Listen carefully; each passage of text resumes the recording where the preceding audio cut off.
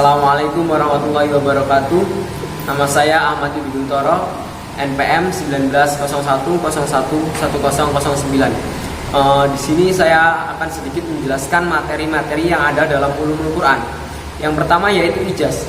Secara etimologis, kata ijaz berasal dari bahasa Arab, yaitu ajaza, yang berarti melemahkan atau menjadikan tidak mampu. Sementara Ali As-Sabuni mengatakan mukjizat adalah melihat kelemahan orang dalam menetapkan seumpamanya suatu hal yang luar kebiasaan, keluar dari sebab-sebab umum yang diketahui manusia. Macam-macam mukjizat. Mukjizat material indrawi merupakan mukjizat para nabi terdahulu sebelum Nabi Muhammad SAW. Semuanya merupakan jenis mukjizat material indrawi. Yang kedua, mukjizat imaterial logis dan kekal. Mukjizat yang diberikan kepada Nabi Muhammad SAW yaitu mukjizat yang bersifat imaterial, logis dan kekal, yaitu berupa Al-Quran. Segi kemukjizatan Al-Quran. Yang pertama, mukjizat Al-Quran dari aspek bahasa. Yang kedua, mukjizat Al-Quran dari aspek sejarah. Yang ketiga, mukjizat Al-Quran dari aspek ramalan masa depan. Yang keempat, mukjizat Al-Quran dari aspek ilmu pengetahuan. Yang selanjutnya, nasih dan mansuh. Secara etimologis, nasih mansuh berasal dari akar kata nasaha, yansuhu, nashun. Nasih adalah isim fa'il dari nasaha dan mansuh adalah isim maf'ulnya. Dalam bentuk masdar, nashun berarti al-izalah, dengan pengertian menghilangkan sesuatu dengan sesuatu yang mengikutinya.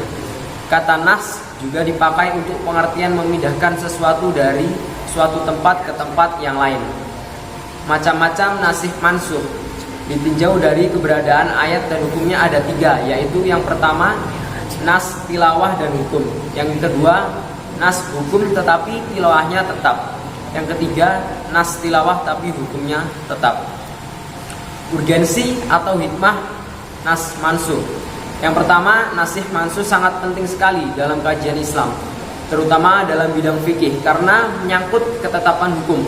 Lebih-lebih lagi dalam menyelesaikan kasus ayat-ayat yang terdapat pertentangan satu sama lain, dan tidak ada cara untuk menyelesaikannya kecuali dengan meneliti kronologi turunnya, mana yang lebih dahulu turun dibandingkan dengan yang lain, sehingga dapat ditentukan mana nasih dan mana yang mansuh. Yang kedua, nasih mansuh ini memberikan gambaran bagaimana perkembangan tasyri menuju kesempurnaan sesuai dengan perkembangan dakwah dan perkembangan kondisi umat manusia. Yang ketiga, adanya nasih mansuh ini juga memberikan keuntungan kepada umat Islam. Yang keempat, nasih mansuh juga menjadi batu ujian bagi umat Islam. Contohnya adalah perubahan kiblat dari Baitul Maqdis ke Ka'bah di Mekah.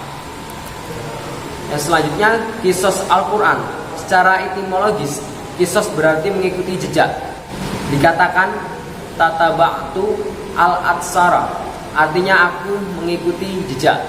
Secara terminologis, qososul Quran adalah pemberitaan Al-Quran tentang nabi-nabi terdahulu, umat yang telah lalu, pribadi atau tokoh pada masa lalu, dan peristiwa-peristiwa yang telah terjadi pada masa-masa yang lalu, termasuk yang terjadi pada masa Nabi Muhammad SAW. Macam-macam kisah Al-Quran. Yang pertama, kisah para nabi dan rasul. Tidak semua nabi dan rasul yang pernah diutus oleh Allah Subhanahu wa taala diceritakan dalam Al-Quran. Yang diceritakan hanya 25 orang, mulai dari Nabi Adam alaihissalam sampai kepada Nabi Muhammad SAW. Yang kedua, kisah umat, tokoh atau pribadi dan peristiwa-peristiwa masa lalu. Pribadi atau tokoh pertama yang diceritakan dari kalangan bukan nabi adalah dua orang putra Nabi Adam sendiri, yaitu Habil dan Qabil. Tatkala Qabil dengki dengan saudaranya sendiri, kemudian membunuhnya. Inilah pembunuhan pertama yang terjadi dalam sejarah umat manusia. Yang selanjutnya yaitu kisah-kisah yang terjadi pada zaman Nabi Muhammad SAW. Al-Quran bercerita tentang peristiwa yang terjadi sebelum kelahiran Nabi Muhammad SAW, yaitu peristiwa penyerbuan tentara gajah ke Mekah yang dipimpin oleh Abraha. Al-Quran juga menceritakan dalam bahasa yang singkat dan puitis seberapa bagian kehidupan Nabi Muhammad SAW waktu kecil sebagai anak yatim dan miskin dan belum dapat bimbingan wahyu. Yang selanjutnya amsal Al-Quran. Amsal adalah bentuk jamak dari kata matsal dan kata mitsal yang berarti misal, perumpamaan atau sesuatu yang menyerupai dan bandingan. Sedangkan secara terminologis, amsal adalah suatu ungkapan perkataan yang disampaikan dengan perkataan yang lain untuk memperjelas salah satu yang lain. Yang selanjutnya rukun amsal Al-Quran. Adapun rukun amsal ada 4, yaitu yang pertama wajah sabbah, yaitu pengertian yang bersama-sama yang ada pada musyabbah dan musyabbah bih. Yang kedua alat tashbih, yaitu kaf, mitsil, kana dan semua lafaz yang menunjukkan makna perserupaan.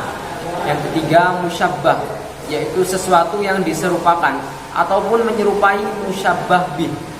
Yang keempat musyabbah bih, yaitu sesuatu yang diserupai oleh musyabbah. Macam-macam amsal Al-Quran. Yang pertama amsal Quran yang jelas atau al-amsalul musyaharrahatu, yaitu mitsal yang di dalamnya terdapat lafal al-amsal atau lafal yang menunjukkan kepada persamaan atau perumpamaan. Yang kedua al-amsalul kaminah, yaitu perumpamaan yang terselubung. Yang ketiga amsalul mursalah, yaitu beberapa jumlah kalimat yang bebas tanpa lafal tasbih, yakni beberapa ayat Al-Quran yang berlaku sebagai perumpamaan. Selanjutnya yaitu aqsam. Menurut bahasa, aqsam adalah bentuk jamak dari qasam yang artinya sumpah. Adapun menurut istilah, yang dimaksud dengan ilmu aqsamul Quran ialah ilmu yang membicarakan tentang sumpah-sumpah yang terdapat dalam ayat-ayat Al-Quran. Dengan demikian dapat dikatakan bahwa aqsam Al-Quran secara etimologi adalah sumpah atau ucapan penguat.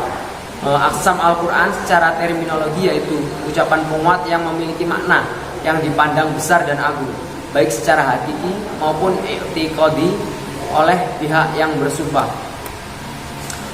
Ungkapan aqsam yaitu secara zahir atau secara terang. Ungkapan sumpah atau qasam zahir ialah qasam yang disebutkan fi'il qasam dan muqassam bihnya. Sedangkan secara domir ataupun samar, yang dimaksud ungkapan sumpah dengan domir adalah ungkapan sumpah yang tidak dengan menggunakan fi'il qasamnya dan tidak pula muqassam bihnya.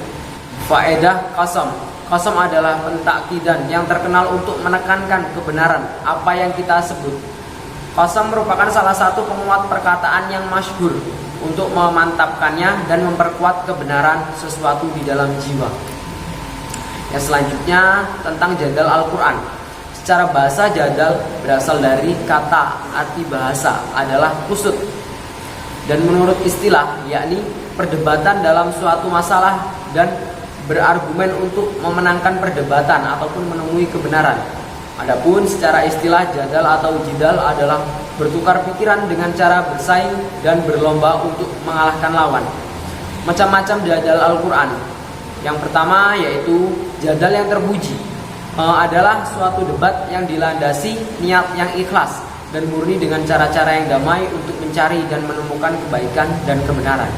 Yang kedua jadal yang tercela adalah setiap debat yang menonjolkan kebatilan atau dukungan atas kebatilan itu. Jadal al-madzum ini ada yang dilakukan dalam bentuk debat tanpa landasan keilmuan.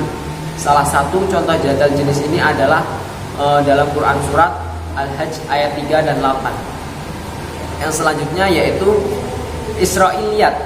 Ditinjau dari segi bahasa, kata Israiliyat adalah bentuk jamak dari kata Israiliyah, bentuk kata yang dinisbahkan pada kata Israel yang berasal dari bahasa Ibrani yang berarti hamba Tuhan. Dalam deskriptif historis, Israel berkaitan erat dengan Nabi Yakub bin Ishak bin Ibrahim alaihissalam, di mana keturunan beliau yang berjumlah 12 disebut Bani Israel. Terkadang Israiliyat identik dengan Yahudi.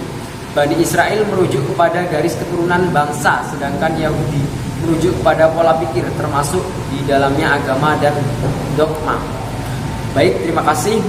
Mungkin cukup sekian yang dapat saya sampaikan. Apabila banyak kesalahan, saya mohon maaf. Saya akhiri. Wassalamualaikum warahmatullahi wabarakatuh.